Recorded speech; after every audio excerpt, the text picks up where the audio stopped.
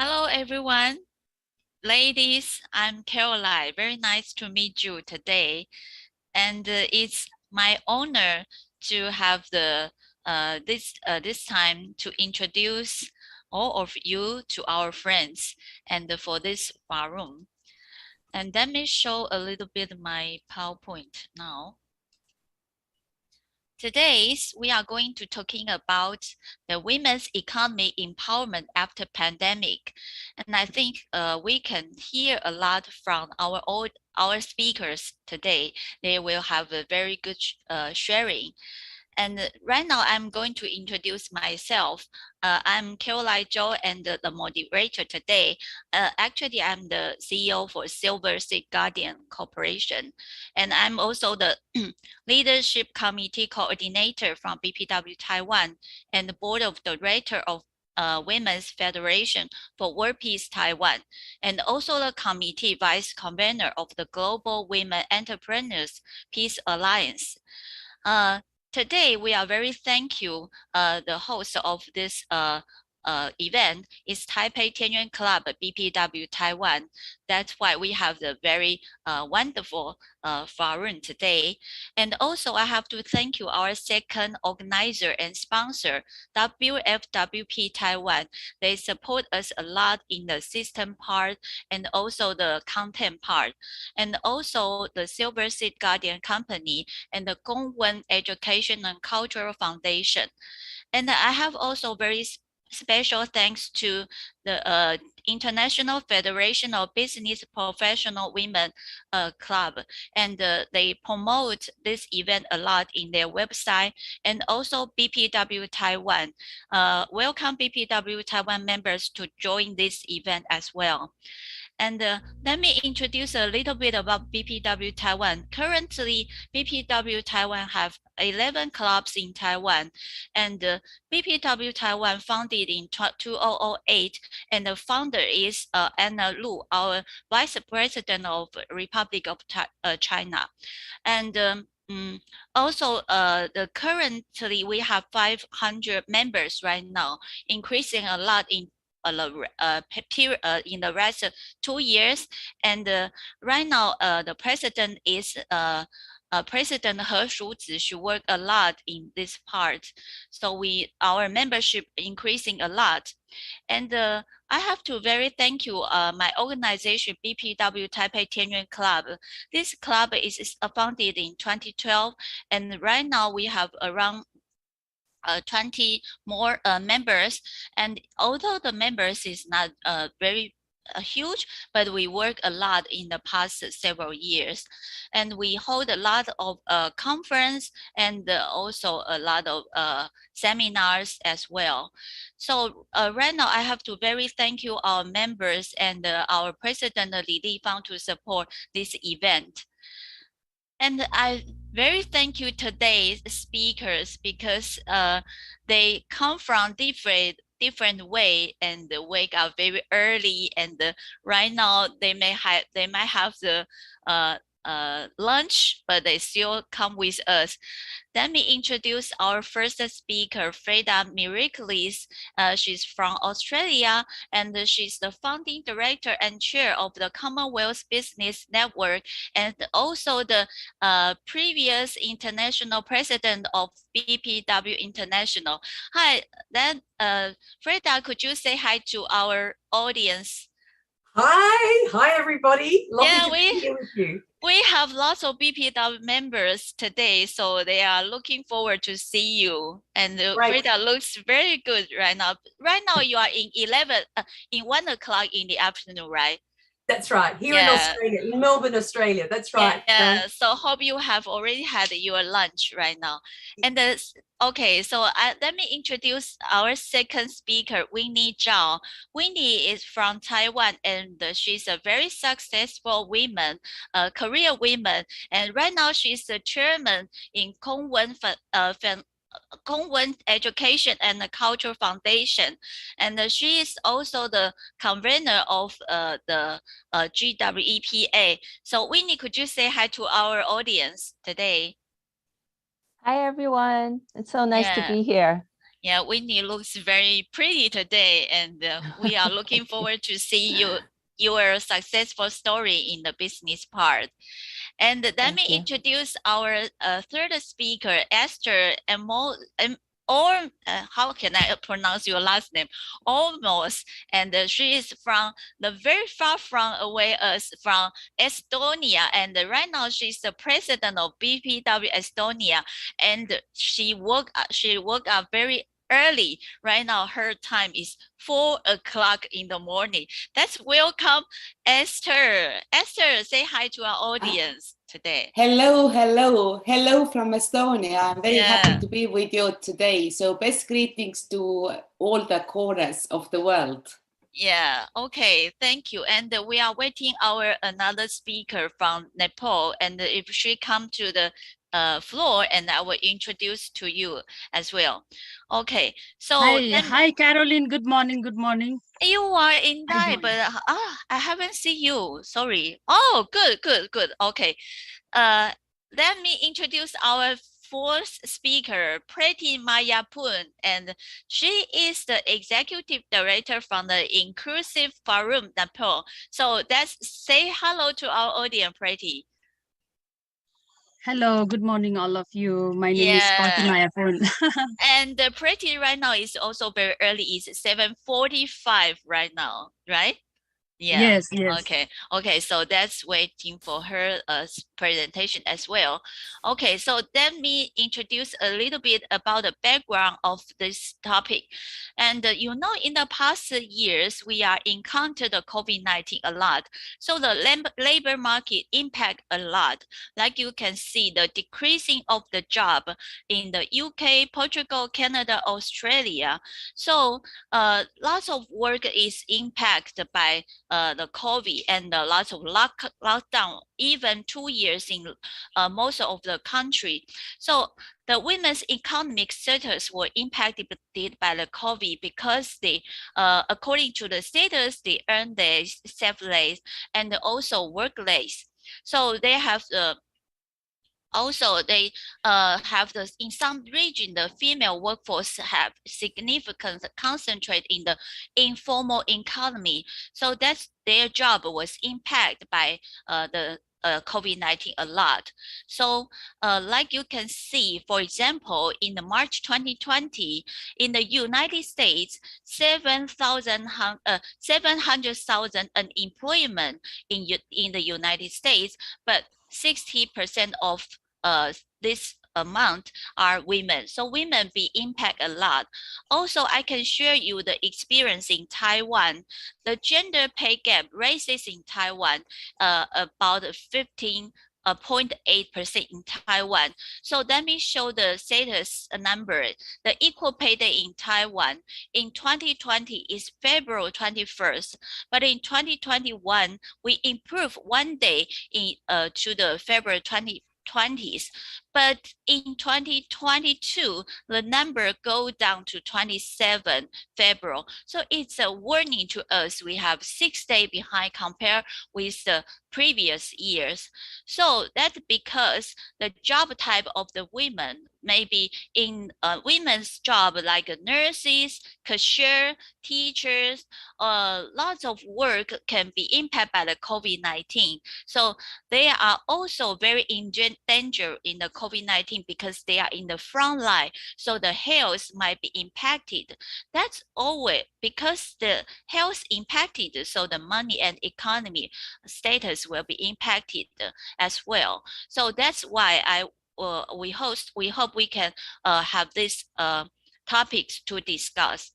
Okay, so I briefing a little bit the background. Now I'm going to ask our first speaker, Freda Miraculis, and she's the founding director and chair person for the Commonwealth Business Network. And she has 25 years of the international development and experience, and also be recognized as a global champion for women's empowerment. And she is a leader of the international consortia, creating commercial partnerships and supporting world leaders and CEOs to promote equality and sustainable economic opportunities at a global level. And she's expert in the women's empowerment and the women's leadership. So let me give the floors to Freda for the following 20 minutes.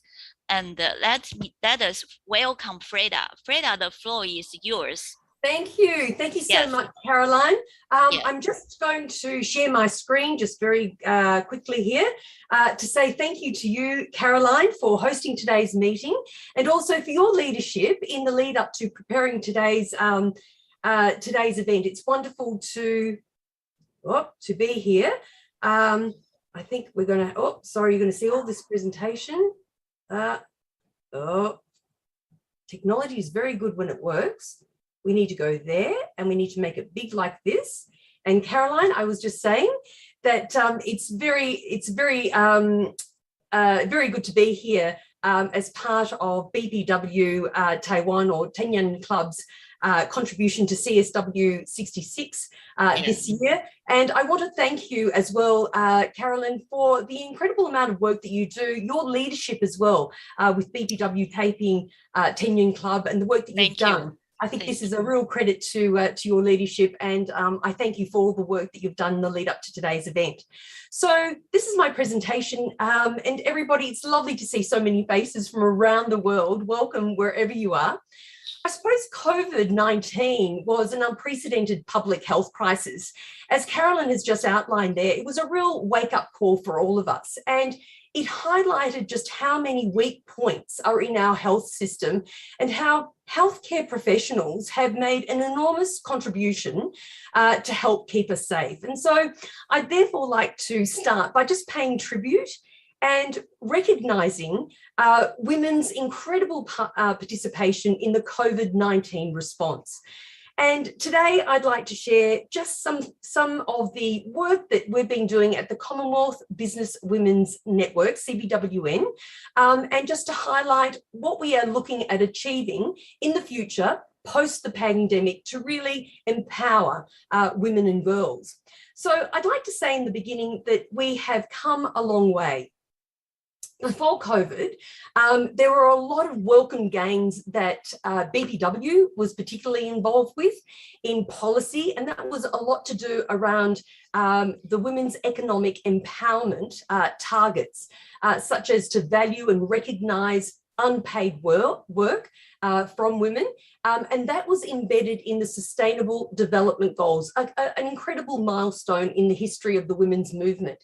And we had global attention also in 2016, and this was around the UN Secretary General's high-level panel on women's economic empowerment, where we took it one step further to really look at around what we needed to do to empower women in workplaces, in marketplaces, and in general communities, and to get CEOs particularly on board.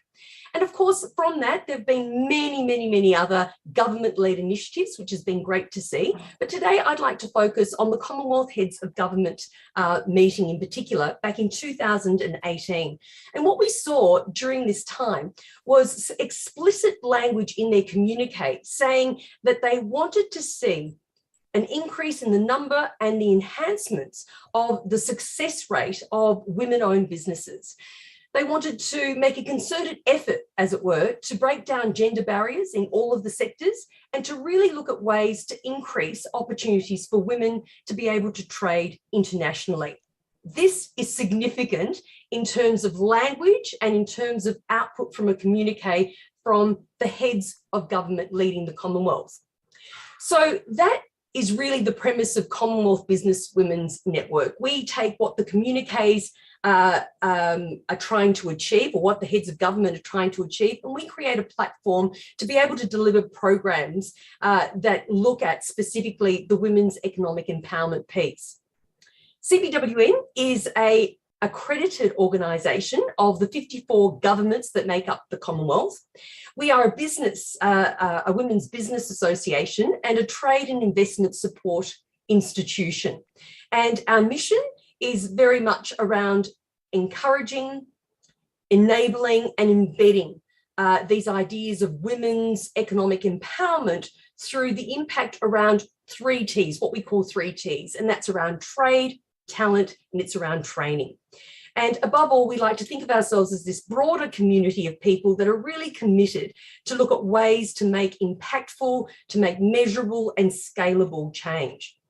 So it's with that I'd just like to touch on one of the points Carolyn raised earlier about women being the highest and most vulnerable groups being impacted by COVID, and take it one step further to show you that the small island states or the small states also are very much dependent and heavily impacted by what's happened in COVID. If you think about tourism, if you think about some of the industries like fisheries, for example, that relied on overseas trade, a lot of these women that are running these type businesses were severely impacted. And you just have to look at this trade table in front of you that shows you the percentage of world goods that are exports, in terms of exports that are going into Commonwealth countries.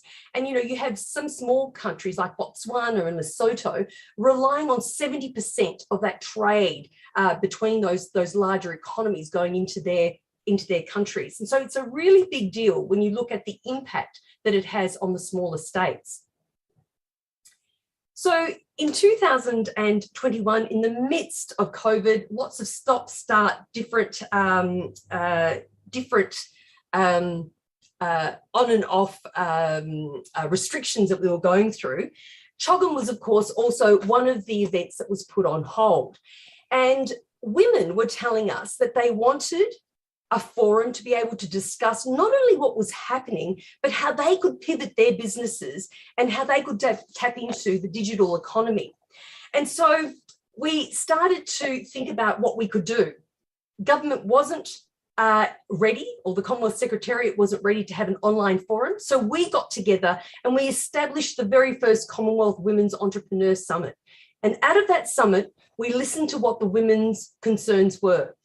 We created a 10-point plan for increasing opportunities, particularly around women and trade, because that was the focus. And we also ensured that we had experts that we convened around health tech, around fintech, agri-tech, fish tech, all of these industries that women had businesses but had to pivot on an online in an online way. And so we wanted to come out with a mission in terms of, well, what is needed now so that we can really project forward to help the empowerment of these women globally.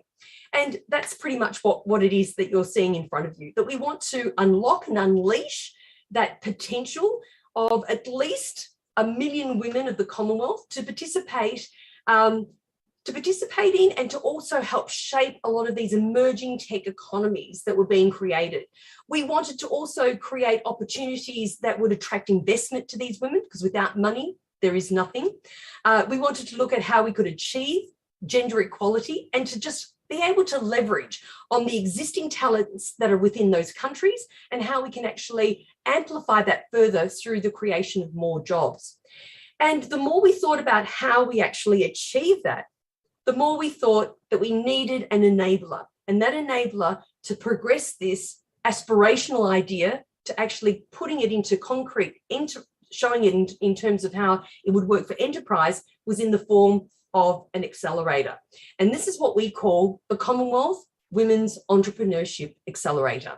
And so last year, in amongst COVID, we basically got together with another 3 partners, Commonwealth Businesswomen with Gen UK, which is a global movement of entrepreneurs across 200 countries around the world, and another organisation called Accenture Foundation, which is the think tank, if you like, of the Oxford University. So they come up with innovation ideas and they very much helped us in terms of designing an accelerator that would meet the vast needs of the Commonwealth. So who is the Commonwealth, or what is the Commonwealth? As you can see, we're a pretty diverse group of countries. We represent lots of different sectors, lots of different cultures. And we believe that what we actually need more so here was a way in which we could realize that women entrepreneurs can be empowered to shape their digital futures. And so we've since launching this accelerator also teamed up with GSMA, which is the Global Mobile Association organization that mobile telecommunications providers belong to. And we have addressed the digital divide by providing access, and we use quite a few digital technologies throughout the Commonwealth for women, but also for girls. So for girls, looking at coding boot camps and opportunities for them just to engage with the technology and through STEM, but more importantly with women in terms of showing them opportunities to start and create online stores, which was the real need that we had identified.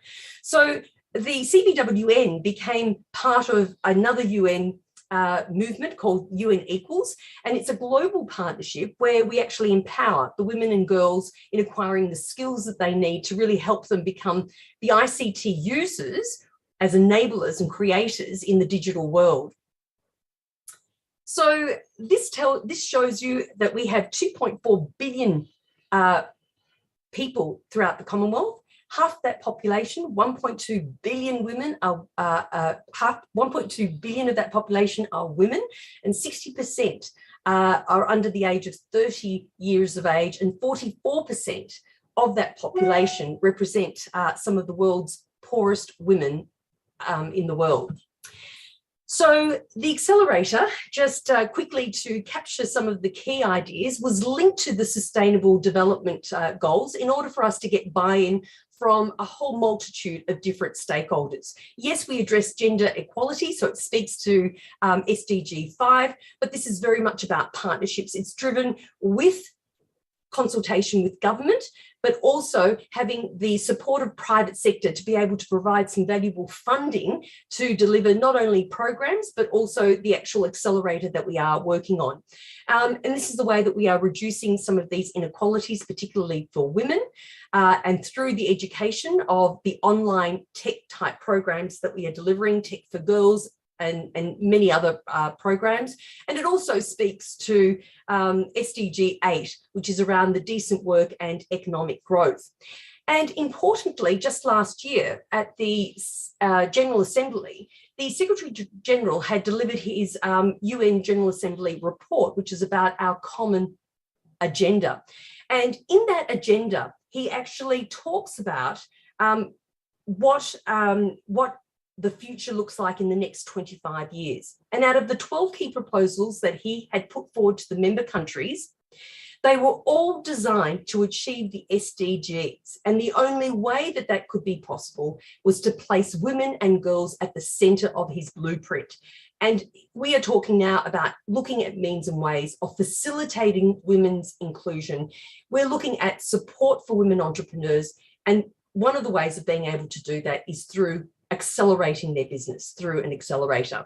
And of course, this is from the OECD that tells us that accelerator participation is really one of those positive associations with not only a startup being able to survive and increase its growth in terms of employees, but also funds being raised. When you have when you're part of an accelerator, it's the exciting stage of being able to have that opportunity to be put in front of investors who can give money or help these women entrepreneurs raise the money that they need to have those positive spill effects into the wider business ecosystems. And these ecosystems act as real support mechanisms for women in business. Just quickly here, I won't go through all the features of our accelerator, but to highlight those last 2 points that you're seeing on the screen now. We want to be able to establish a community of alumni that commit to inspiring and supporting the next generation of entrepreneurs in their own country. So yes, we want to train them. Yes, we want to empower them, but we want to empower them so that when they go back to their countries, they can do the same. And so that can have a multiplier and quantifying effect in their countries. And what we also want to do with this is we want to start capturing those first-hand stories. I know that we'll be listening to a few stories shortly, but we really need to capture those stories of women entrepreneurs and share those not only with universities, but with schools, with young girls, so that they can start to make those associations of what is working and what is possible, and to give them a whole range of different channels that will inspire talent, but also challenge a lot of the stereotypes that they tend to be taught in school. And so for us, it's fairly clear. This quickly just shows you what our impacts are over a 10-year cycle for us to consider what we are doing when we're completing our funding. We're looking at this actually bringing some $12 billion of average increase in terms of the gross value that will be added to those economies. We're looking at the average member increase of those countries being something like a 24% increase in gross value added into those economies, influencing some 1 million women and creating over 60,000 jobs that are highly valued jobs, where women are actually exposed or given skills and training, upskilled to online and digital training. The next point that I want to mention, just following here, whoops, apologies. The next thing that I just wanted to highlight was these are the 15 countries that you'll see, very different countries, but representing the 5 continents of the Commonwealth. And we have some of those smaller countries that I referred to early on. So Mauritius, Papua New Guinea, Barbados, Jamaica, putting some of the smaller countries in a pilot mode so that we can really start to bring back some of those learnings and then be able to reapply them back into the Commonwealth, and not just some of the bigger richer countries. Some of our ambassadors, successful businesses in their own right, this is some of the feedback that they've given us in terms of them having started up their own businesses over the last decade. They see that emerging tech companies will benefit, particularly women will benefit enormously by having just that access to investment and the opportunity to accelerate and really drive gender equality in general as well. And just finally, I will keep this reasonably brief, but we believe in terms of looking at the opportunities that now present for women moving forward out of the post the pandemic, we believe that the only way to achieve this is through the women's economic empowering, but that's got to be about empowering women to use technology. And if it's harnessed correctly, to its full potential, it can be a 21st century game changer, not only for securing prosperity and stability, but for security for everybody. And I think, I think what it's going to require is all of us, all the actors coming together and working together to build these inclusive economies. And I think, yes, we are recovering from a pandemic, and yes, that has its own challenges that government needs to pay close attention to. But I also believe that we have this amazing opportunity as we build better and build forward from the pandemic to make a change and to make it the right change. And we believe empowering women and girls as ICT leaders, as creators, as the future entrepreneurs, and helping them boost the trade opportunities for them. These are some of the areas that we can really set the world on the right course. I'll leave it there for now and pass back to you, Caroline. I thank you so much. Okay, thank you, Freda's sharing. I think we learned a lot from the Commonwealth practice. Especially, I'm very impressed. You have the 3T concepts: trade and talent and training, and create more job in this area. Can I just short ask you a question, because you talking about STEAM, and you did a lot of the work for the technology and digital side. So are you equal with the STEAM concept? But can you give us a short example about that? How do you practice? How's your practice for that? Yeah. Can you open the micro? I beg your pardon. Sure, Caroline. Yeah. Thank you. It's a great question. Thank you. So one of the ways that we deliver tech into the Commonwealth countries is through a program that we've devised with GSMA, and it's called Tech for Girls. And there are two versions of this Tech for Girls program. The first version is aimed at girls, mainly at the high school age, so middle school, where they're looking at exploring opportunities and what is available to them. And we really encourage them. We train them or give them specific skills around coding and around identifying with technology, playing with technology, having fun with technology, and really looking at them from a design thinking perspective that, we are all designers, and given that, women hold up half the sky, we are purchasers of a lot of products, technology enabled products, whether it's mobile phones, whether it's computers. And so what is appealing to us means that we all have a say. So we encourage the girls to really bring their voices, to bring their ideas forward through these programs.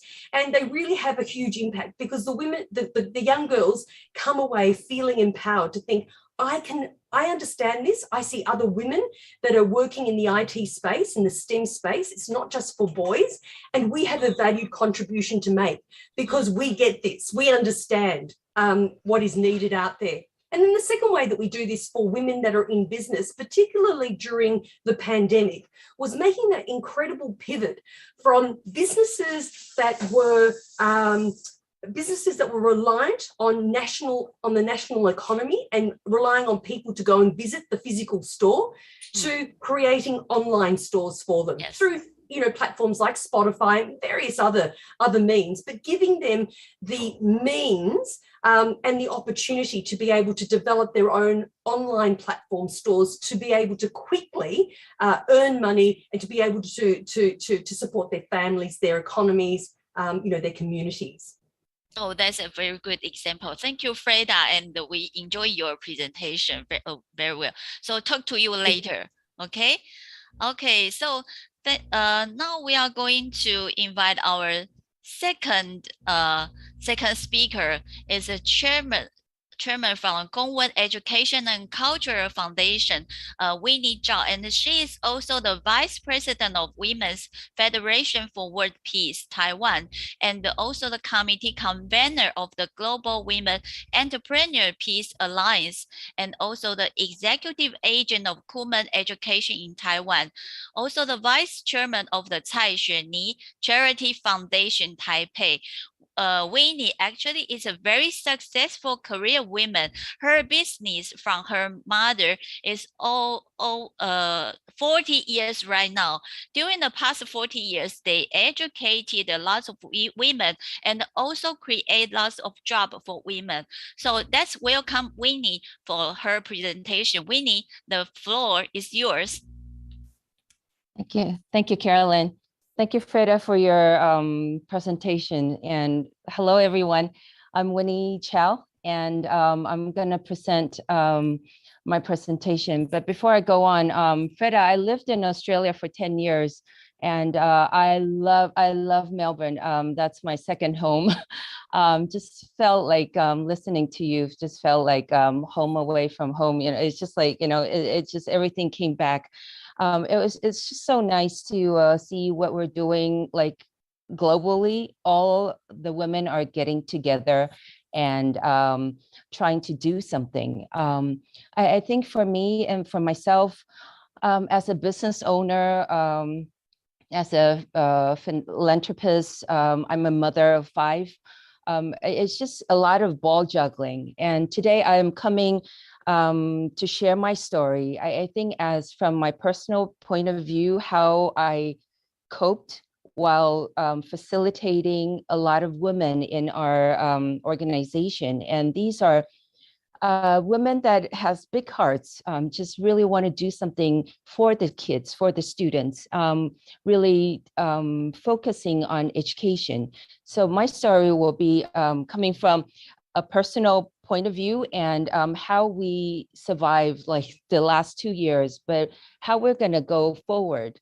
So I think starting 2020, everything has changed. And right now, something that has not changed is the constant changing factor. So I think we are still trying to adjust what is. So, in Taiwan, we are an island. So a lot of resources are not readily available to us.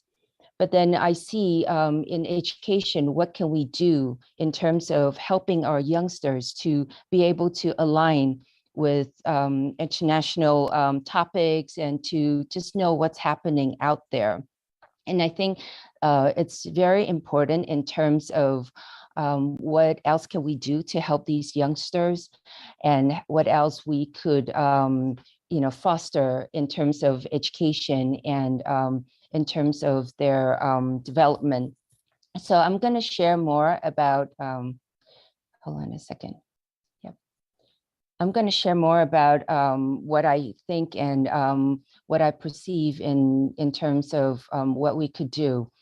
I think,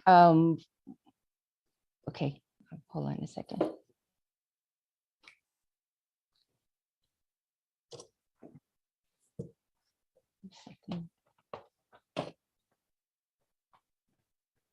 Okay. Sorry. Okay, I'm gonna just move on to the next slide.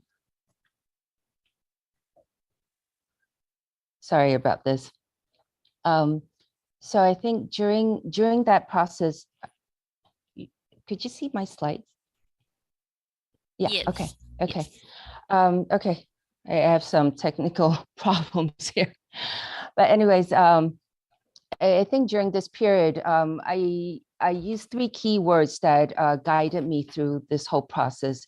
And I have around 1,000 instructors with me within the organization. So we have been promoting education and volunteer jobs.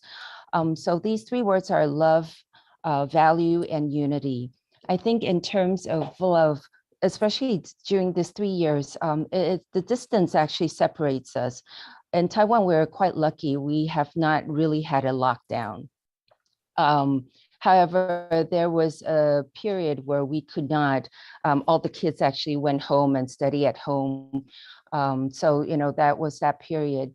But to me, I think love actually guided me through a lot of the crisis. With love, I was able to just feel grounded and be able to continue forward.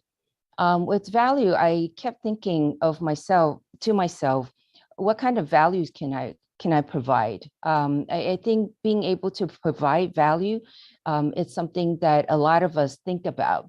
We're at a position that we can make a difference. Let's say we have some power to make a difference, but what do we use? How do we use that power to make that difference?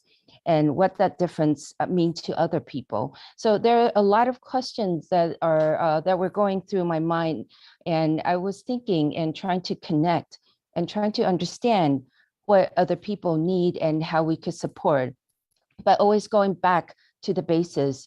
We're in an education business, and how do we support our youngsters through education? We're going to continue to grow and grow younger or grow older. We have to foster our younger generation for sure. And that means, starting from very young. So I would like to, so with love, value, and unity was a very important thing to me. How do I unite? In period of crisis, it was just, everyone's just freaking out. Everyone's just worried.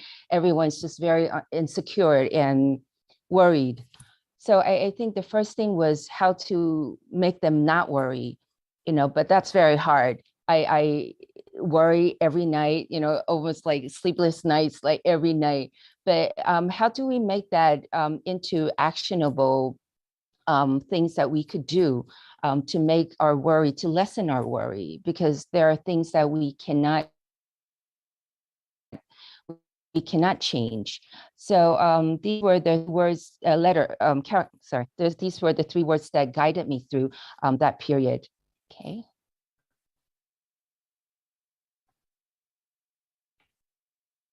Okay. So my role, as all these roles, I also have 5 kids. So what they're going through as a mother. What do I talk to them about? And it's just a lot of things going. So when I say juggling the balls, really juggling. So how do we really find that who am I? So this is a bit personal, but I actually went through a period where I doubt myself and a lot of those ups and downs. So ups and downs where I start self-reflecting, self-talking to self-talk. And I realized, when I realized what my passions are and what I should concentrate on, I think slowly, piece by piece, I was able to piece myself together. And again, I was able to present myself and to guide others. So I think everything starts from within. And as we play different roles, I believe that we want to sort of like glue everyone together, kind of unite everyone together. But I think we're that person that we need to understand where we're coming from and what we want to focus on and what we want to do. So I asked myself, what do you want to do? And what is important to you? As your role as a business owner with so many instructors within the system, with so many volunteers within our foundations, what do you want to do? And where do you want to go from here? So I made it very clear. So to myself, I said, I wanted to create opportunities for individuals to advance themselves. I want to promote parental education, and I want unified resources. I want to make it 1+1 bigger than 2, because I can't do everything within our own organization. Just like Freda was saying, united all these wonderful women, everyone coming together, sharing their problems, their worries, and their success stories. So how do we work together? So I actually joined a lot of groups for myself to be able to continue to learn, to continue to understand what's out there and how to improve myself. And I think that was very important to me, and that was the food for my soul. I was able to function again. So it's going through that that also inner roller coaster that was able to make me stronger. But I'm set out to build a more sustainable network. In terms of all within our organizations, our 2 foundations, and the resources I have in the society, like the other services I'm doing right now. So in terms of as a business owner, I'm going to focus on 2 parts. One is as a business owner and one as a philanthropist. I'd like to share last year from May to August, as well as we were doing in controlling COVID, all the schools were shut down, and all the kids were sent home. And that was just like, a huge change for everyone in Taiwan. So everyone's just trying to figure out what's happening and how do we cope. Parents have to we worked from home. So a lot of working women, they have to work, plus they have to care for their kids who are being sent home. So it's actually very chaotic, and they have to do housework. So for women during that period, it's like sleepless, no time to sleep, no time to rest, no free time, nothing. It's just like, how do we actually survive? But it's just tough. So during May and August, during that period, there was that school suspension and study from home. So at that time, I thought to myself, what do I focus on? Right now, government has announced suspension of schools. So everyone's at home. Our schools cannot operate. Our schools had to shut down. So what do we do? So I thought to my, I talked to my colleagues and our instructors. I said, look, the important thing is kids are at home. Let's start online. But online, we need to be able to see the child. Online schools, online learning, that's a big challenge because you don't know what's happening behind that screen. You don't know whether the child is studying or not. You have no idea. So our online is like the cameras here, we have to see the child. We have to see how the child is learning, focusing on that child. We're able, I think it's blessing in disguise in a way, because we're able to focus in, to zoom in on how that child's doing. So the quality wise, I would say it's even better. So, strategies, we go online, how do we communicate with parents, and how do we actually communicate the process and the findings of what we discover the student was doing. So a lot of communication with the parents. So at that time, I actually share with my instructors, I said, warmth and professionalism. We can't just focus on professionalism. At this time, the kids need attention. The parents need attention. They need care. They need just that warmth. So how do we balance both warmth and professionalism? Right. But I'm talking to my instructors who are mostly female instructors. A good 98% are female. They have their own families. They have their own, things to take care of. But I felt so touched that these instructors are just so dedicated in just helping the students to past that challenge in terms of that stage. Everything was uncertain, everything was turned upside down. So during that period, I think it was a good time to build some good relationship and trusting relationship within our community. So I think it was a blessing in disguise, and to make us stronger and to believe in what we do. These are some photos that our instructors were doing. They had to learn this skill within 2 weeks. They just had to learn it. They had to teach their assistants. Everyone just learned, and we went online, and we did not want the kids to stop learning. Not to waste time, not to waste one day. That was our mission. And I think that held us together and allow us to continue to move forward. And of course, when we were able to go back to our classrooms, all these things that we had to do, take temperatures, clean and disinfect the classroom, sanitize every and after every session. So these are the things that we make sure that our parents are aware of, and they feel comfortable and safe to send their kids to our centers. So those are the things that we did. But I think that's a lot of business had to deal with that. But what I'm going to share with you is what we've done through our foundation. When I say it's actually we, a lot of people behind the scene. I could never have done all these without the help of a lot of volunteers, and who mostly are women. In Taiwan, a lot of indigenous families, they send their kids to boarding school. Boarding schools, what they do is just concentrate on training these kids to become baseball players. That means there's a hope for them to hopefully get into a league and make money in the future.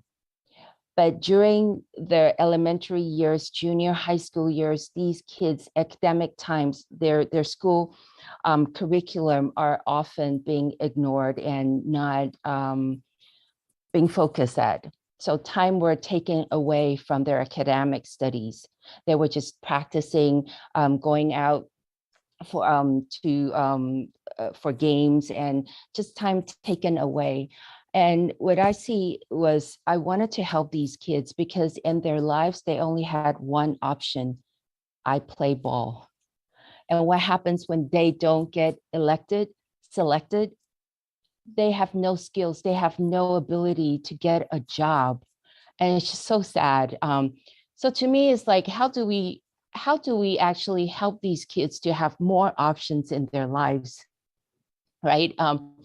It's not one option. If they have two options, if they have three options, I think that's going to just be beautiful to be able to help these kids. So we actually went into the school. We gave them the program. And after first year, junior high school, grade 7 kids, they started from mathematics 1, first grade level. No kidding. It's just hard to believe. So we went through 1 year, and these kids were able to go to sixth grade level, but I said, this is not enough. It's not enough for them to sustain it. So I went to the principal, I went to the government, Kaohsiung government. I said, please, can I have this class for another 2 years until they finish junior high school? So they agreed. So I went through with this class. This is their third year. And I'd like to share with you is, these kids, they're able to think for themselves, and they share with me, say, you know what, Ms. Chow, I'm able to think. I understand better why the coaches want me to throw this ball. I know the strategies behind.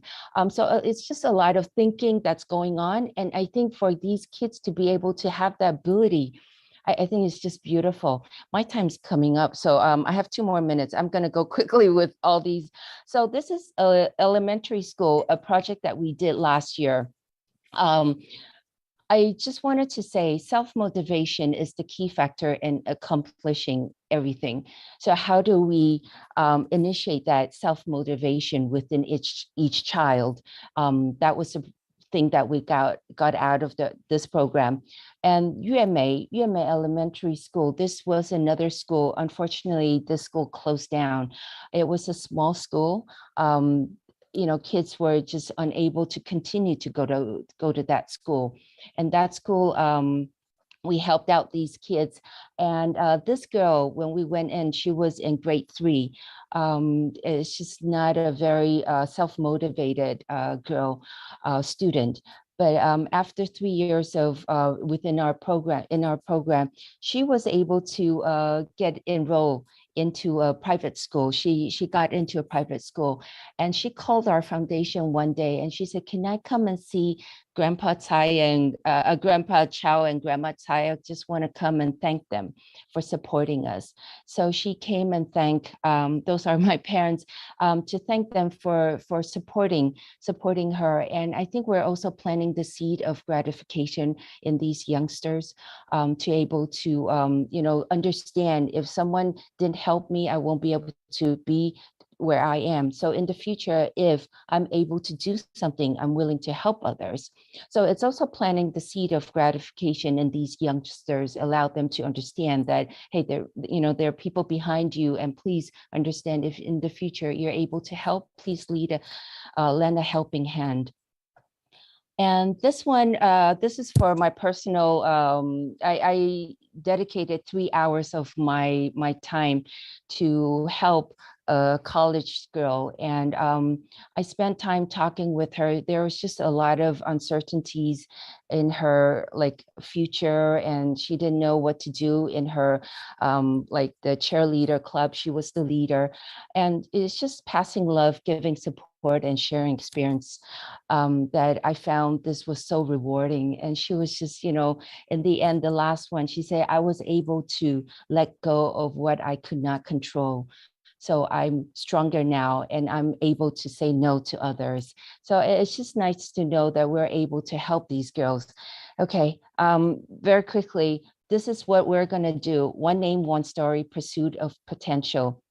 And unfortunately, I won't have time to share with you about this little girl. 3-year-old, she's able to read. She's able to read Chinese, English, and she gave me so much hope. And I say, if a 3-year-old can read, what do we share? What do we, share with her? What do we let her understand? So I thought these are the clips. Unfortunately, I don't have time to share with you.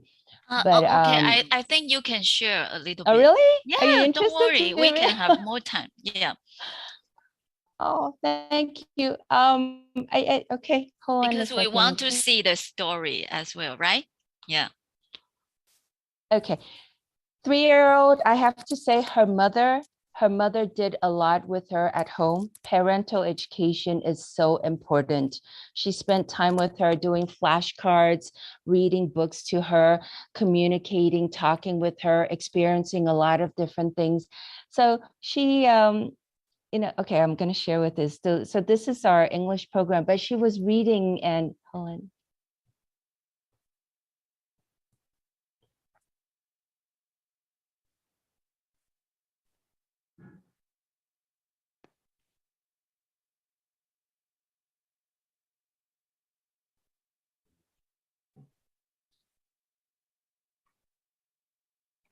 Hold on.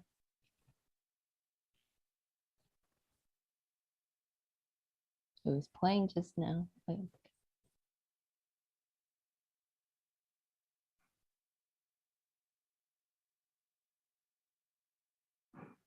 Sorry, can you hear her voice? No, right? Okay, hold on a second. Real voice. Hold on.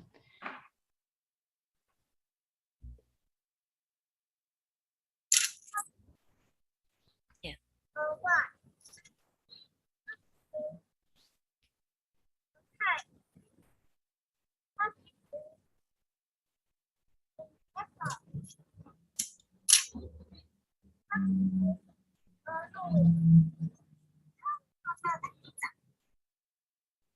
Okay, so that's our English program, and then this is a Chinese program, and she was reading the characters. And what I felt so touched was I'm not talking about like reading ability, literacy only, but the joy of reading, she really enjoys. And that enjoyment actually excites me because I think we're able to introduce books to her and she's able to understand. We're able to just start talking to her about other things.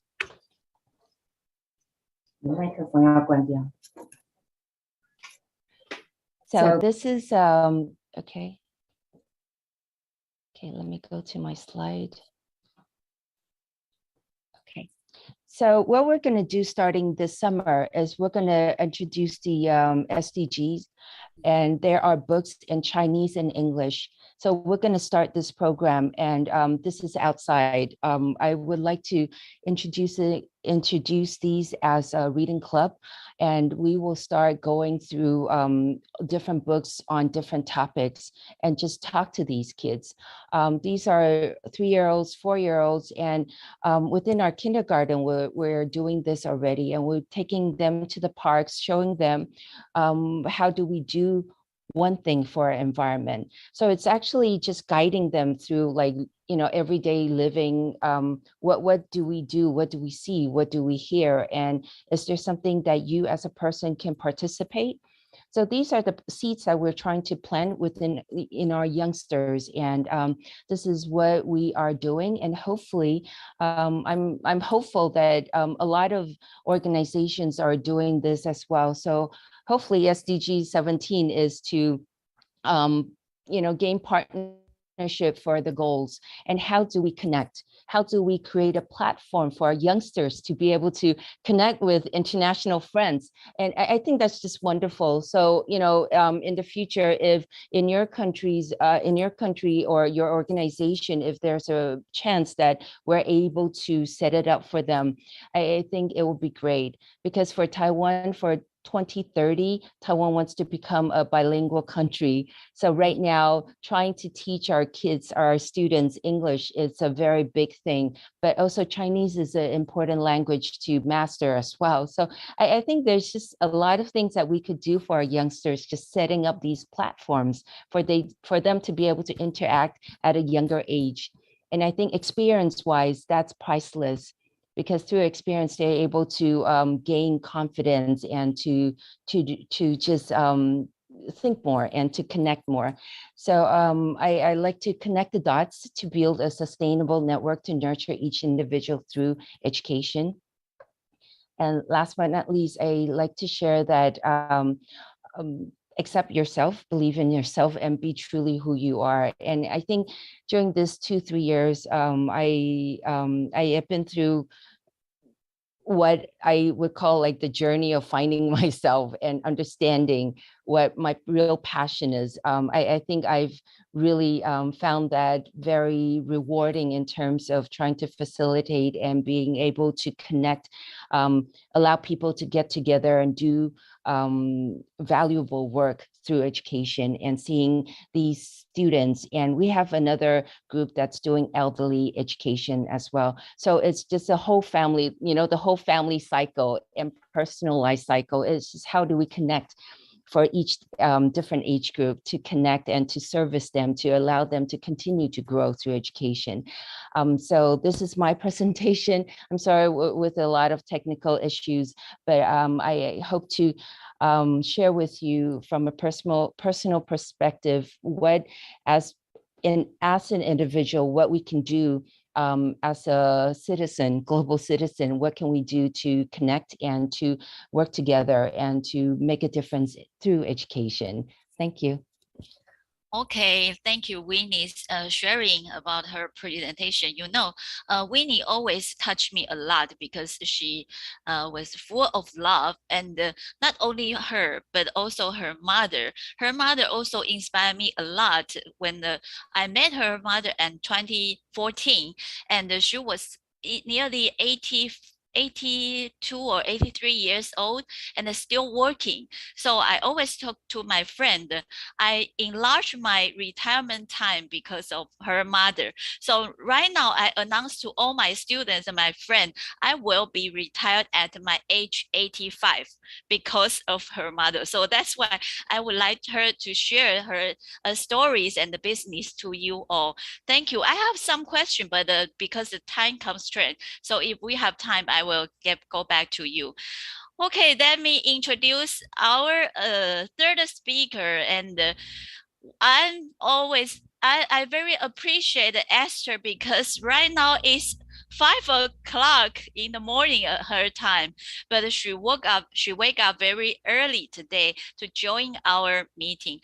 And Esther, right now she is the president of BPW Estonia, and she is also the chief networking officer in country manager Estonia VBO Health, and lecturer executive trainer, chair of management Estonia Business School. And her teaching competence is strategy, leadership, organizational design and development, principles of management and leadership, women in leadership. I met Esther 2013 maybe in Germany when we were the students and we studied a lot together. And I know she is an expert in this area. That's why I would like her to share something about Estonia and also enlarge the scope to the Europe. So I know she will bring us lots of different thoughts from the European side. So let me give the floor to the Esther. Welcome, Esther. Hello. Nice to see you all. Yes, it's very early, but I am already awake after all these very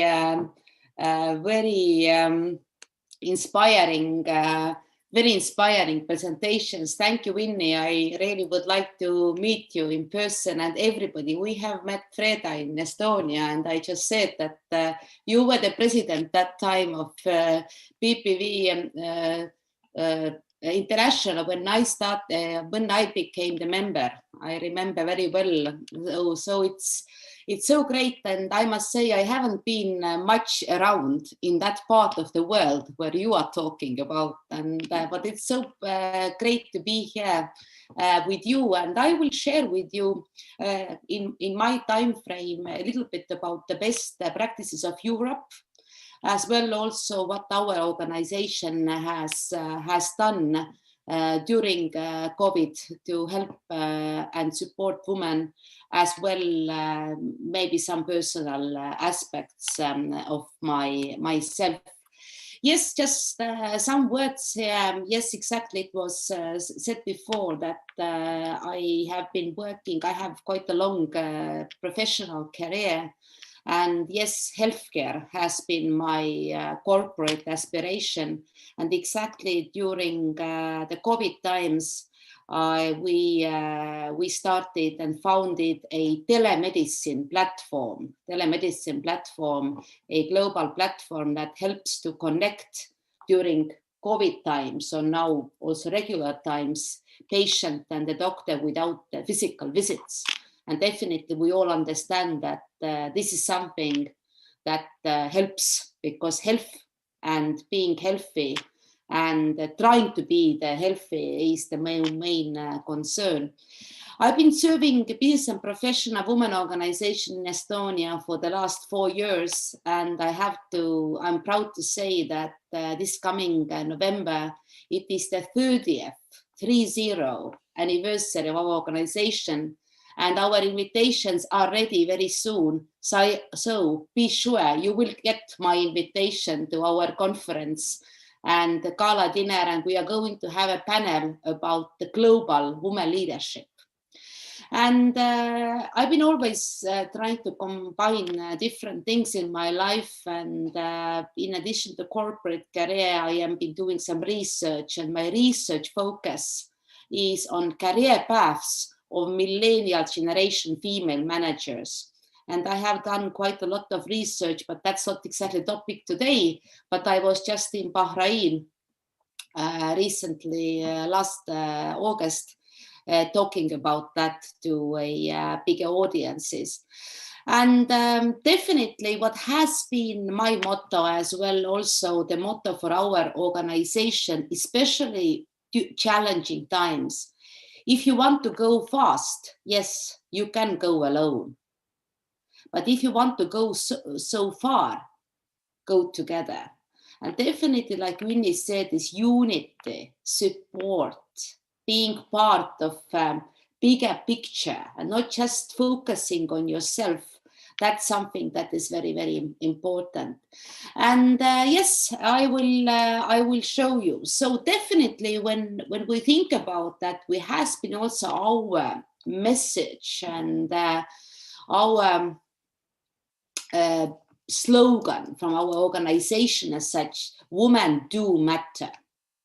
They do matter, but especially when we talk about COVID times, when we talk about COVID times or after COVID, we have to take care of the woman.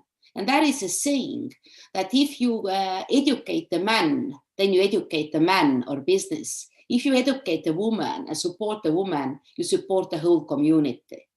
This is a very important point. And if you look at this, and that's something that has been also in our messages, that this is definitely that women matter, essential workers, long working hours, troubling, combining family and business have been the issues that we have discussed. At the same time, there is a gap because only 1 out of 3 being managerial positions is a woman. So we need to really, in addition to being just very essential, to be in the decisive and decision-making roles. Another big line, the stories we have done in our organization, that is the largest woman empowering organization in Estonia, about 200 members and 9 clubs. We also been thinking that there is so we call it missing entrepreneurs. That means that actually when we support some target groups more, we get more empowered and strong businesses. And about 3/4 of missing entrepreneurs actually are women. So these are the main lines that we have been talking, and also has been in my messages across all different speaks. Just some words about that. What is the general situation here? It was just very recently on Women's Day this year. The European Parliament commissioned like a flash Eurobarometer survey that really says what people think about the COVID and what was done, what are the best practices, and what should be continued. And I will give you this overview about the European Union. Now, definitely, when we think about that, what are the main issues that have been the main issues we need to deal with, and we have been dealing with in all the European countries, then definitely it has to be to deal with the issues like making it easier to report violence against women, and including the police as essential services. So for example, in Estonia, during the COVID times, there were several hotlines were set up, And it was also very openly spoken about that if there is a problem, please report. If you are part of the community, do the reporting. And also there was the other thing that was very important, that was that there is we discussed also in previous discussions, there is this pay cap in addition to care cap, and there has to be some ways to increase the woman financial independence. Well, definitely, when we look at this the European case study, then definitely it had many of them, more than almost 40% of the women has said that, look, yes, there is a negative impact of woman income. And definitely it starts with work and life balance. And there has been the cases, if you look at the countries, you can see the European countries, the number has been very high. But I will get back to that. If you look at this, then in Estonia, the numbers are lower than the average. And people did not really have a great impact on their salaries, or they had to permanently reduce the amount of time allocated to paid work. And the key here is that Estonia, as a small country, what we've been doing, and that has given a better result, is that well-organized daycare and school facilities, but I will get back to that. Another big topic that has been discussed in Europe, but also in Estonia in a great way, that was that actually there was big issues on mental health. And also, for example, there were several trainings, several new companies started how to help a woman as well children to cope with the stress, the anxiety, the uncertainty, and there was several mental health initiatives in the organization. Now, for example, even for us, as also in the previous presentation was said, before you take care of others, you should take care of yourself. You can't give away once your glass is empty. And also in our organization, we organized free of charge, sponsored by the organization, mental health sessions and trainings, just to people realize the issues and have somebody to talk to. Unpaid care, yes, there was another form of unpaid care, and definitely that was related to online schooling and also online supporting children at work. And that was a big challenge as us, but I will give you also the solutions. Yes, women matter, and what we realized and also what we work on, that there was this mental load, worry load, cognitive labor. It means that actually you have in your head so many different issues at the same time. How to struggle, how to juggle between all these different issues, household project management, and unpaid, and not only unpaid, but also unnoticed work. And also in our video projections, in our online meetings, conferences, we discussed a lot about this unnoticed and unpaid work. And we brought this woman matter not only as the nurses and doctors, but also as mothers and caring people for their parents, to be mattered, to be woman matter. What were these most important things that were done as initiatives and were supported? It was here I show you the European initiatives.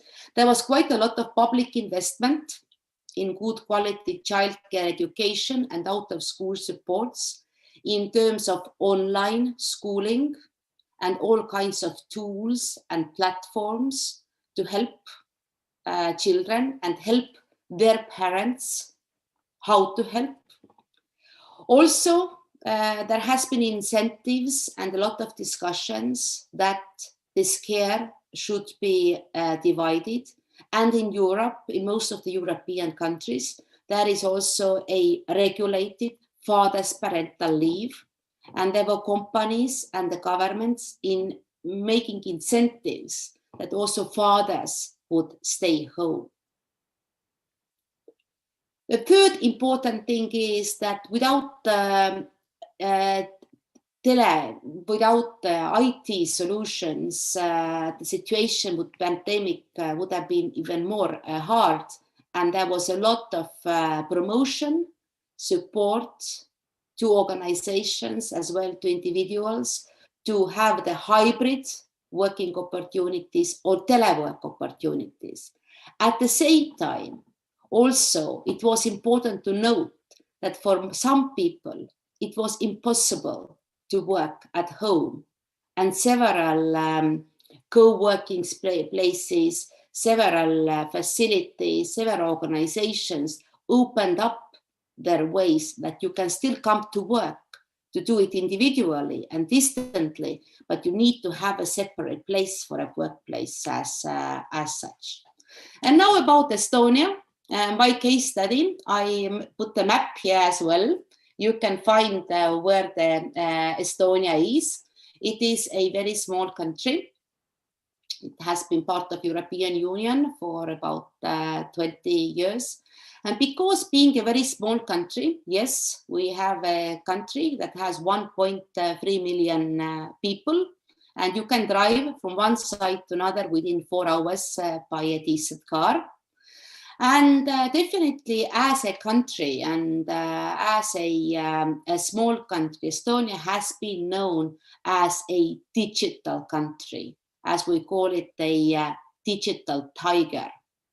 We do have a very strong e-government infrastructure, and we do have a lot of online services, and we did have these services ready before the COVID started. And as we do have these things before, in that sense, it was quite easy for Estonia to accommodate with COVID. Yes, there were some new platforms invented, some additional things, but people do have an excellent or at least good skills how to operate online. And once we look at the European figures in terms of how women were happy with COVID or how they're unsatisfied with the things, Estonian numbers are quite okay. And that's one of the reasons that definitely our low population density, we have very strong IT structure, and several programs supporting women moved online and continued despite lockdown. We had quite a short time of full lockdown, and it's very, very important that also has been statistically proven and practice does fact that is that we almost never had the kindergarten for the small children, the care places for small children, never closed during lockdown. And schools were closed only at extreme cases. It meant that actually it was possible to take children to the daycare, and the woman would also spend time on work and other responsibilities. That has been said that once you provide excellent or good childcare and elderly care, this gives a lot of strength for women and decreases these inequalities between male and female. quite many new women empowerment communities emerged, and also our organization was involved in personal development and mindful communities. Like I said, first take care of yourself. We had quite a lot of new communities and new programs initiated by women, targeting mostly by women, financial independence from women to start investing. As well, quite a lot about child rearing practices and how to help children during these difficult times. Also in Estonian business case, all the supporting infrastructure. We do have the government services, online shopping, e-doctor. I also was part of one the global telemedicine platform, e-schooling. Childcare, like I said, the nursery homes were never fully closed, and the monthly fees were compensated by city governments. So as many people were financially very challenging situations, it was extremely important that there was the compensation to continue with regular childcare. Online schooling, different platforms, as well. I teach at the university myself. The platforms we used were set before. We were a little bit made even improved, a lot of support. And also now we do use quite a lot still, as Estonia is out of COVID at this point. We still use quite a lot of online support, a lot of schooling, free computers for people at home. And all this was extremely important. And it started right away when the COVID started. But the platform, as being digital, helped us a lot. So as Freda said in the first presentation, it's very important to provide digital education and digital support that helps women to proceed and to get empowered. And also another thing that was very important, that the children meals during lockdown, food packages were prepared for takeaway for school children, because we all know that taking and cooking and taking care of daily meals takes a lot of time. And as the school was locked down, then the meals were still prepared, and there was a takeaway for the students. It helped a lot. So to finish here with some of our activities, our organization continued with all the programs. We didn't stop anything. We went online. I personally was calling up some of the members that do they know how to join our programs, how to join our meetings? Do they know how to use online tools? We started some more programs. We do have an online program as well. Now, of course, we have some physical trainings. We also started a BPW concept, success teams.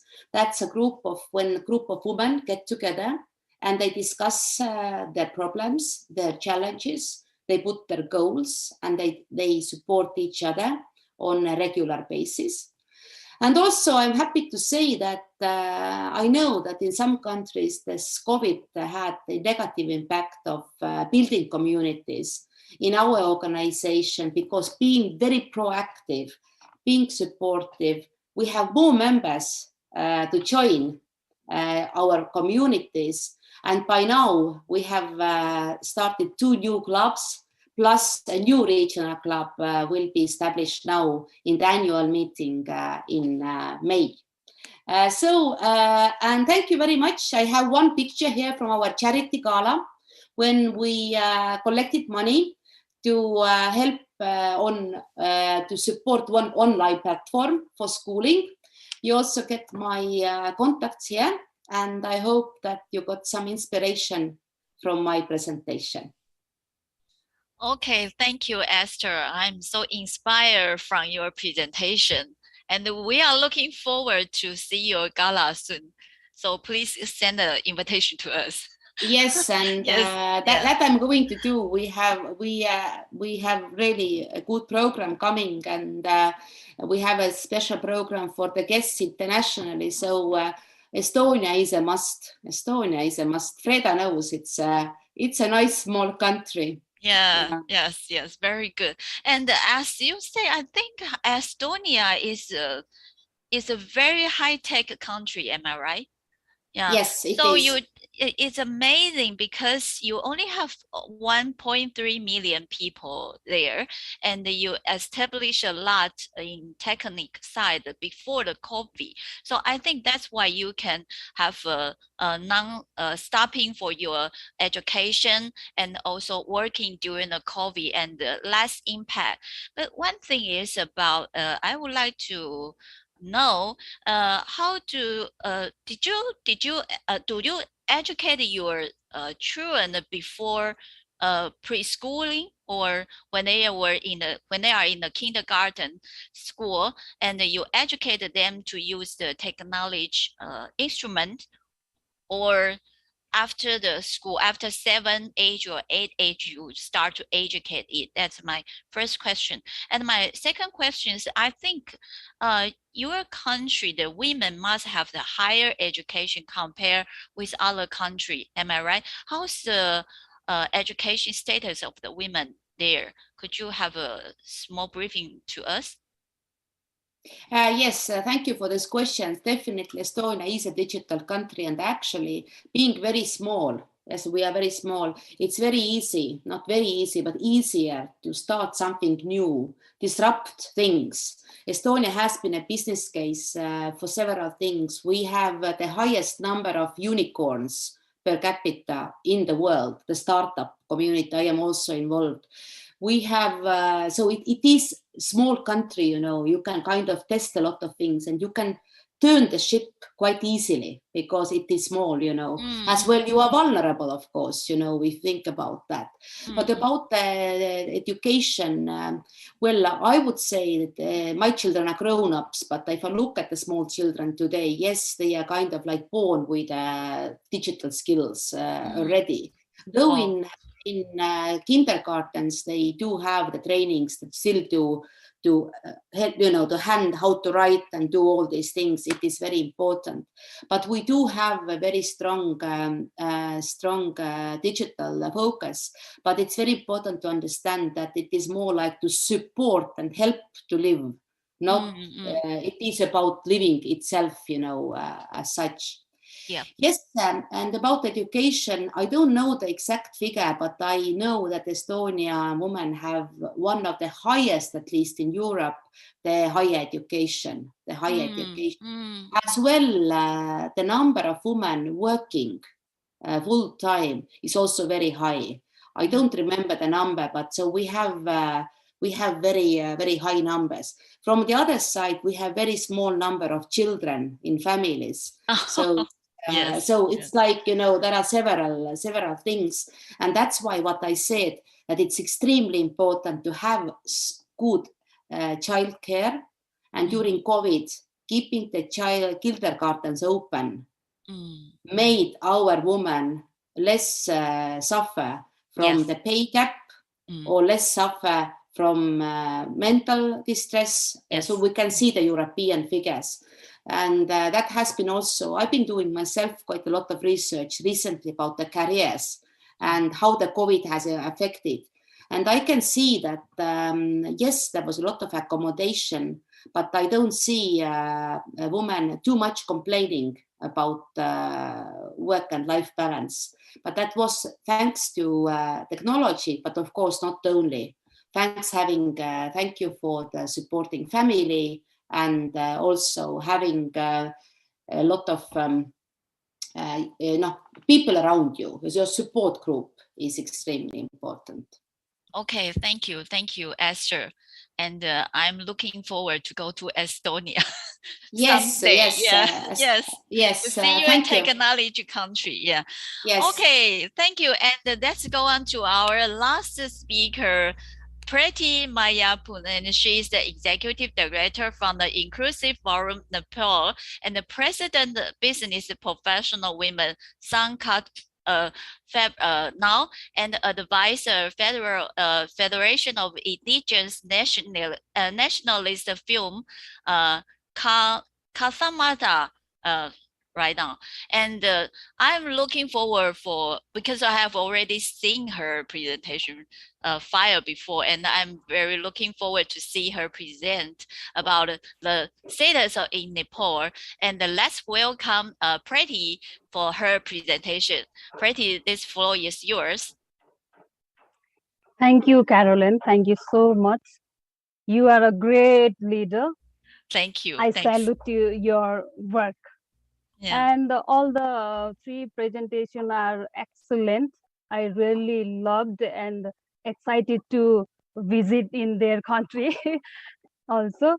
And my presentation is, I think, lower quality rather than them. So I wish some here in Nepal and try to make a presentation better, but I don't know where is my presentation. I'm trying to share my presentation from my side, then it's not possible. Or you can share. you want me to support you? Okay. Okay, I can. Support. Oh, it's okay. It's okay. Okay, I stop here, and you can share. It is not supporting. What can it?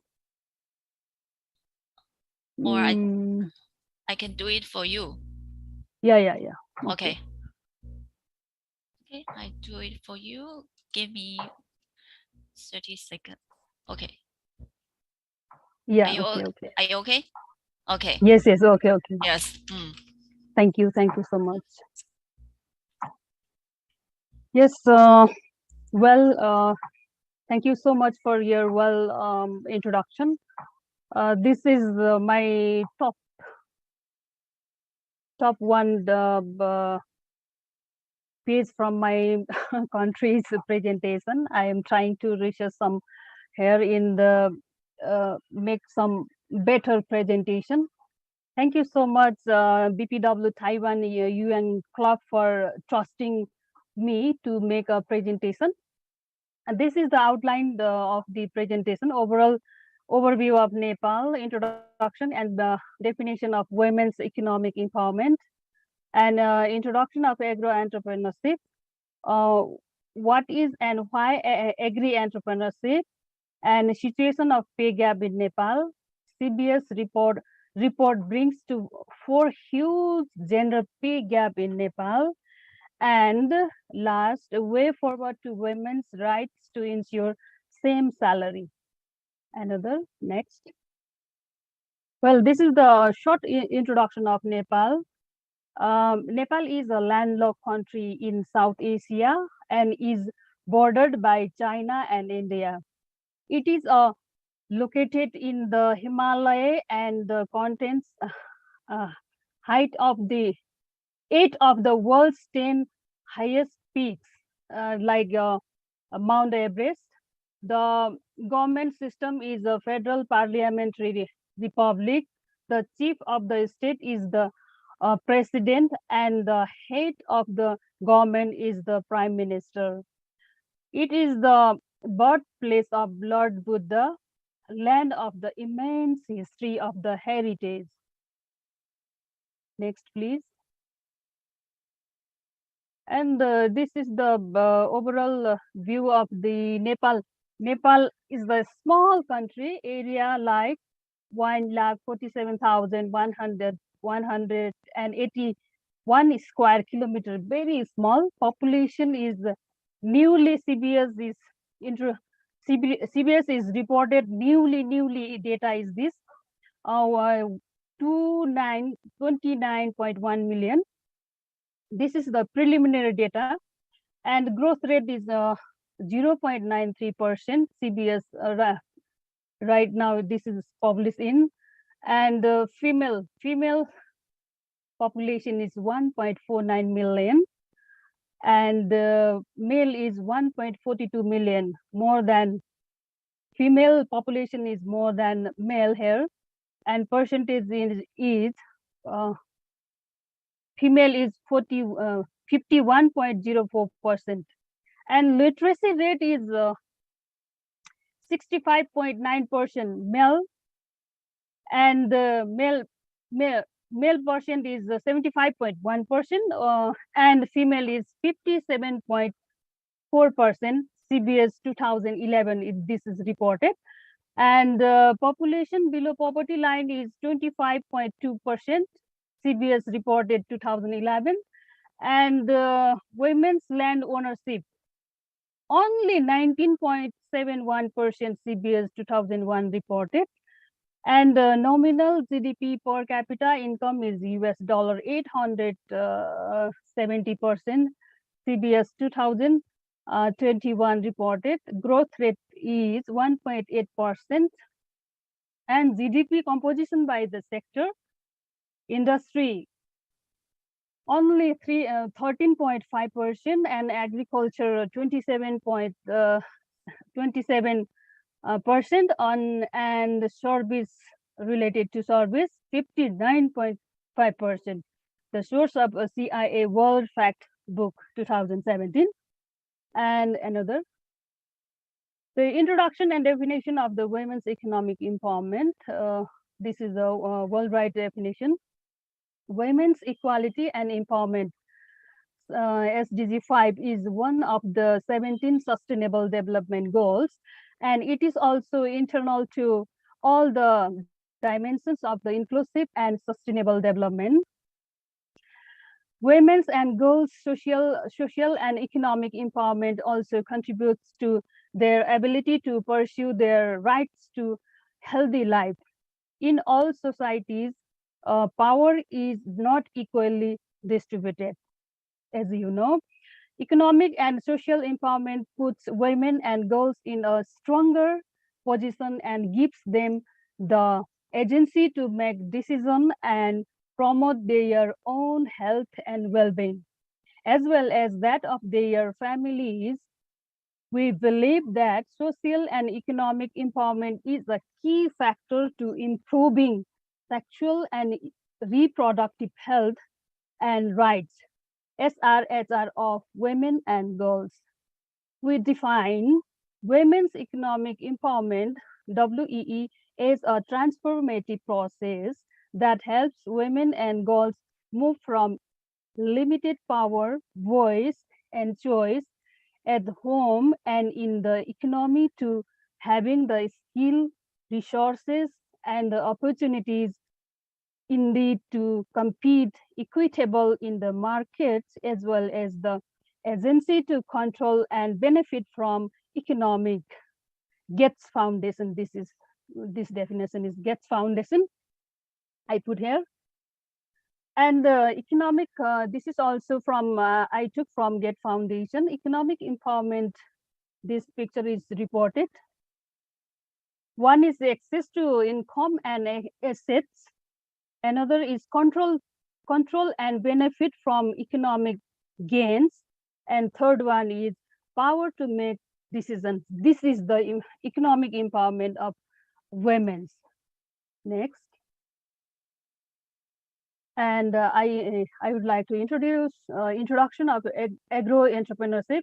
Nepal is highly emphasizes on the economic entrepreneurship. So one of the, I think two of this definition, the concept of agricultural entrepreneurship was introduced to support farmers as well agricultural industry by the improving the means of the production and increasing market engagements. And agri-entrepreneur is an entrepreneur whose business is agriculture to agriculture related. Another is Nepal is agricultural country, and as about 65.6% of population in Nepal depends on the agriculture, according to the statistical information on Nepalese agriculture 2008 to 9. This is why Nepal government promoting the agro entrepreneurship. Another, this is the product of agriculture. You all know well. Another, why agri entrepreneurships? latest trend in expansion work, agriculture should be seen as a commercial activity. And another, farmers are seen as entrepreneurs. Another, farmer groups and the cooperatives are as seen as entrepreneurship. And last one, the focus of the extension service move from poverty reduction to wealth creation. This is the definition. This is the gender gap, pay gap from worldwide. This all are the worldwide record. Nepal lies in 110th position pay gap here in our world. You may know Iceland is number 1, Finland is number 2, Norway is number 3, like that. Nepal is 110 position. Thank you. Another. And situation of pay gap in Nepal, CBS reported 2020 shows that categories, here is categories male, female, and difference in percentage. Professional category, I think 49.6% pay gap to male and female, and managers level 20% pay gap difference in male and female, and technical field 6.25%, and agriculture line this is the 6.25% pay gap. And case is study of gender pay gap. Yes, next please. Yes, case study of gender pay gap. Women are also forced to quit their education halfway due to the various pressing reasons. So with a low level of education, they remains at the lower levels in their professional career. Here is the so many problem that is the patriarchy system. That's why girls and women are engaged in the household work. That's why their pay gap. They are said that they didn't have any education quality. That's why this is the differences. So they pay very low to women. And another point is social barriers and education were the key hindrance for the women from participating in different business activities, including the gender pay gap. And next, continue from previous, there is a huge payment disparity in the private sector, as well as the government should make a provision for an equal pay system. The pay disparity is the single biggest reason for the discouraging women from participating in the working and their professional growth. This is the main reason.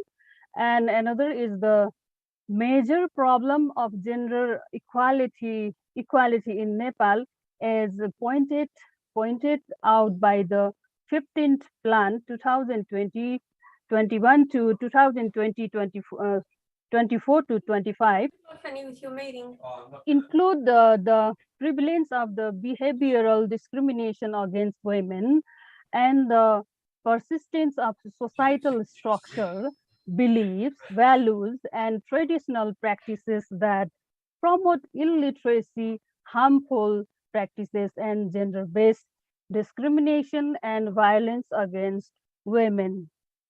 This is the reason. And CBS reported brings to 4 huge gender pay gap, Nepal. CBS is the top level of office in Nepal. That is the that is early produces some reports from there, and the Central Bureau of Statistical Report has brought to the light wide disparity between male and female workers in Nepal. Women earn 29.45% less than their male counterparts on an average. Even if the level of education among both the genders in the same education. This is the huge gap. As for the latest labor force survey prepared the CBS 2029 average monthly income of male and female, here is the status, education level, male, female, and differences in percentage. Higher secondary level, male, female, and the differences in percentage, 29.45%, bachelor level in 29% differences, and master level 23%, and doctorate level 5.7% differences here. Next, please. Richard Howard, director at the International Labour Organization, Nepal, said gender pay gap through a global issue is comparatively higher in Nepal, owing to deeply rooted discrimination between men and women in Nepali society. So sadly said this statement. And according to him, the global average gender pay gap is 20%, while it is almost 30% in Nepal. This is the fact. Some barriers of women entrepreneurs. Top one is the patriarchal structure of the society, and the second is access to finance because of that system, and third one is lack of technical knowledge, and last one is traditional method of production. This is the major barriers of the women entrepreneur. Another, and there is so many problems. That is why we forward to women's rights to ensure same salary and other things for social and economic empowerment. We have done so many activities to advocate and minimize to that case and the barriers. Top three are here. I mentioned Nepal should reduce the pay gap by strictly enforcing legal provisions that guarantee equal treatment between males and females in all fronts. The government-related organizations, society, and the entire country should fight against such gender discrimination. In the case of Nepal, the government has formulated a number of laws which ensure equal treatment for men and women in terms of wages. However, implementation of such policies has been weak due to the patriarchal mindset and system. And third one is governments and other responsible agencies across the world should coordinate to first patriarchal, then gender inequality to address issues related to wages, other inequalities between male and female. And all the organization stakeholders and our organization BPW Nepal, Inclusive Forum Nepal, also fighting for this all discrimination and gender pay gap. And also we are focusing on the agro entrepreneurship. This is the business sector. We would reduce that these kinds of gap in Nepal. Thank you so much. This is the small picture of my factory. Thank you so much. This is last.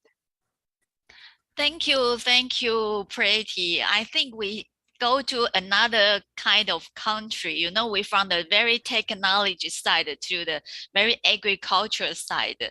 But you know, agriculture is also very important for the world, especially the UNCSW 66 this year, the focusing on the climate change and also how to protect this world. So I think Nepal is also sit a very important position of that. And although you always said it's a a lower number compared with other country, but as I see, you have a very big room to improvement. That's good, because for other countries they had a narrow room to improvement. So I think BPW Nepal can have a lot of work to do for the Yes, for fighting for the women in the future. Yes. yes, yes. Thank you. Thank you for your presentation. So now I'm going, I hope we can go to the the closing remark part.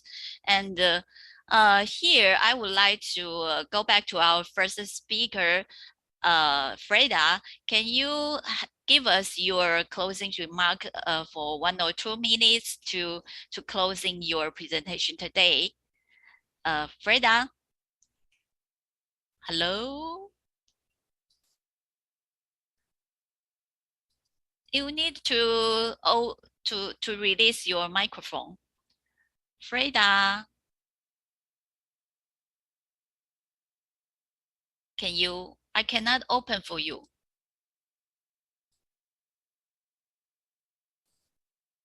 Carolyn, I think she asked us to move Yes. on. Okay. Yeah. Oh, move. Freda. Okay. She needs to reboot. She needs to reboot her computer. I think there's something wrong with it. Okay. Okay. Okay. So can I go to Winnie first? Winnie. Okay. Yeah. It's been a great pleasure being in this panelist. I learned so much from all of you. I thank wholeheartedly for you all sharing your stories and for listening to mine. I would like to say that in Taiwan, we're trying to just focus on how to find opportunities for children to learn. And I think that's very important. Well, adults, we're trying to, fight for women equality, the pay equality, and all that. I think we should not forget children's education, and it starts from young. And I do hope in the future we'll be able to continue to connect and to maybe work something out and to work together. I think this is a great forum, and thank you, Carolyn, for this opportunity. I truly appreciate it. And Esther, in your presentation, you mentioned if you want to walk fast, you walk alone, and if you want to walk far, you walk together. And I like to walk far. I like to be able to see, all the hard work that our ancestors, all the women from the past have worked for us to be, to allow us to be where we are right now. And I like us to continue to work towards a future and to build up that platform for our future generation. And that's something I truly would like to invest my time and energy. So I look forward to working with all of you and to continue this connection. Thank you. Okay, thank you, Winnie. We are looking forward to have your next presentation soon. And how about Esther? Can you give us your closing remark, 1 or 2 minutes for today's meeting? Thank you very much. First of all, I'm very grateful I could share our story and share some European insights as well, our organization story with all of you. It has been a great experience to listen to others, and wherever we are in the world, the women who are standing, women do matter. And definitely I want to say that the first thing that when women meet and they work together, wonderful, amazing things happen. And we can see here that when you really want to do things, great things, you need to get together. And I think from what we learned from these COVID times, it is extremely important to have that kick sometimes, you know, to support others. Like I said, that when the COVID started and we didn't have the physical meetings anymore in our clubs, it was so important to get all the technology there and also make some physical phone calls to invite, to ask members to join, to have one-to-one discussions, just to have a call and ask, how are you doing? How can I help you? What we can do together. So definitely this working together and supporting each other has a new meaning after COVID. It has more a personal touch and personal stories. And second thing I would like to say that we all should take care of ourselves. When we are really making the world better and empowering other women, let's not forget that the first person we need to empower is ourselves. So women matter and every single woman matters. So I would invite everybody here listening and the panelists as well, take care of yourself, find time for yourself, try to be mindful as well balanced. And I think that's something I would like to be here, my final word. Okay, thank you, Esther. It's our honor to have you here. And also, Pretty, can you have some words to us for the closing remark?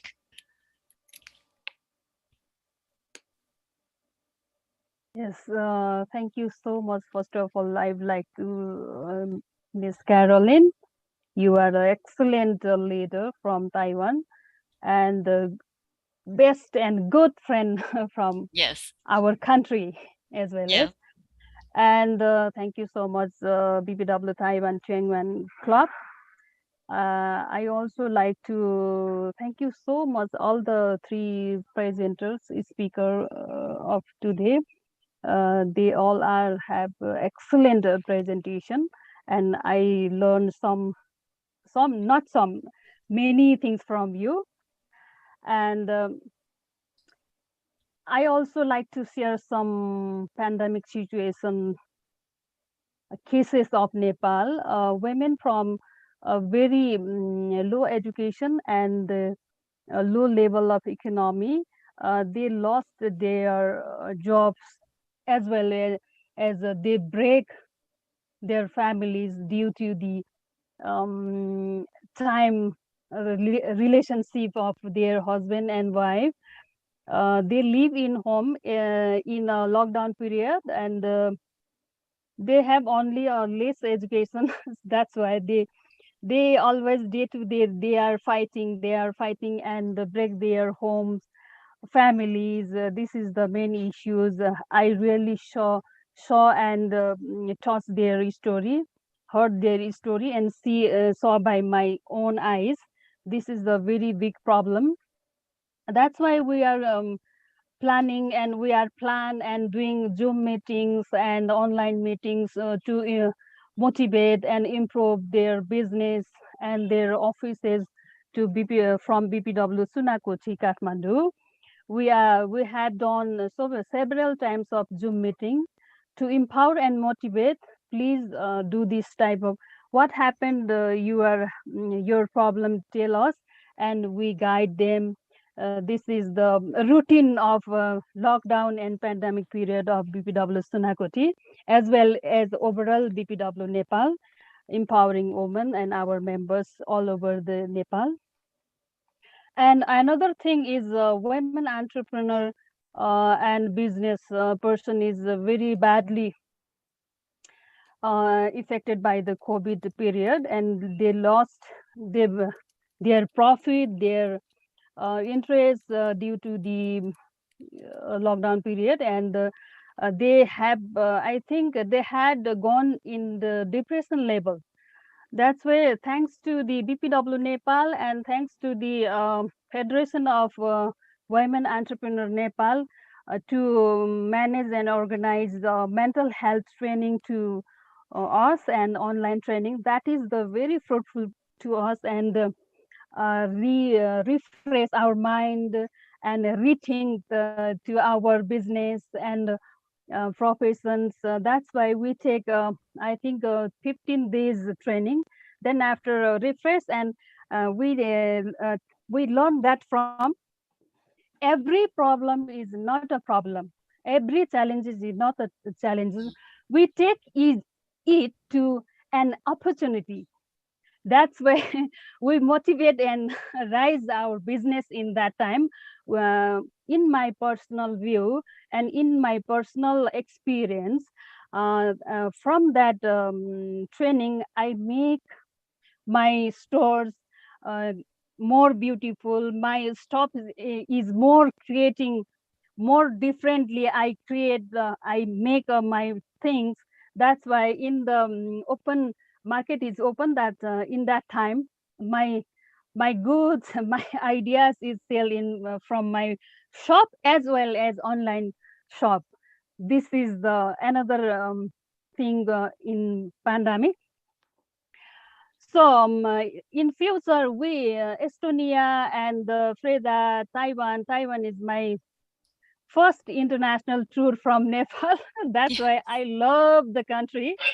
And I visited in 2017 and I had a workshop of sustainability, corporate house sustainability workshop in Taiwan in 5 days.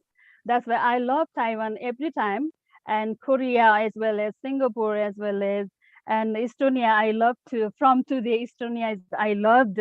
And we have to be coordinate and keep in touch in future. That in that way we have to motivate the young girls, not only girls, young boys and the girls, men and female. We have to be together, go through to more development, betterment of our life. Thank you so much, Caroline, for this presentation and this program. Thank you so much from my heart. Yeah, thank you, Thank Preeti, you. for your sharing. I'm also very touched by all of your story. And let me do a very short closing remark in my part. I think that during the past 2 years, we wear mask, and but we still continue our work. And we know the world is impacted by the COVID, but we still can have a very great leader around the world, especially women's leader. You know, those of country lead by the women can overcome the COVID-19 very well. And so I would like to say women's empowerment can overcome the COVID-19 and prevent the war. And as we know, the Ukraine's war is also very critical, and everybody is watching it. And we hope using our women's power, and we can stop the war, make the world better. And thank you very much for your attending, and thanks for our fourth speaker, Winnie Zhao, and Preeti, and Esther, and also our Freda. And she's cannot online now, but she also write me a chat and said she's very happy to join this meeting. And also thank you WFWP's technology side support, and also Kumong's support. Thank you, everyone, and hope to see you next time, and that meet next year. Okay, bye-bye. Yes, yes. Bye-bye. Thank you. Bye-bye. Bye.